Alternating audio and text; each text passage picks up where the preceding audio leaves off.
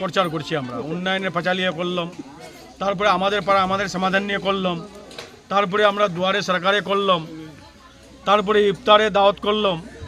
আমরা সব সময় মানুষের সঙ্গে থাকি, মানুষের পাশে থাকি।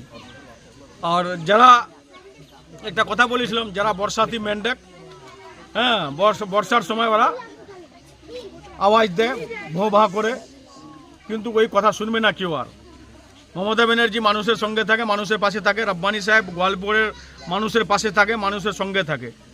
আজকে আমরা প্রতি গ্রামে গ্রামে যাই, দেখছি আমরা অনেক সাড়া পাচ্ছি। আমরা মা বোনরা বলছে কেন 1500 টাকা মাস আমাদেরকে অ্যাকাউন্টে ঢুকাই দিয়েছে।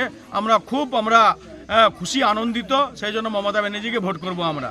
যেরকম যুব ভাইগুলা বলছেন না 1500 টাকা দিয়েছে আমাদেরকে, আমরা মমতা ব্যানার্জিকে ভোট করব আমরা। ওরকম অনেক প্রকল্প দিয়েছে আমাদের মমতা দিদি।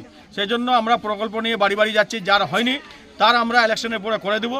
যাদের এখন ইলেকশন ডিক্লেয়ার হয়ে গেছে, এখন হবে না, সেই জন্য ইলেকশনের পরে আমরা যাদের হয়নি তাদেরও নাম নোট করছি আমরা, তাদের বেনিফিটটা যেন বাড়িতে পৌঁছে যায়, এটাই আমার বার্তা থাকবে।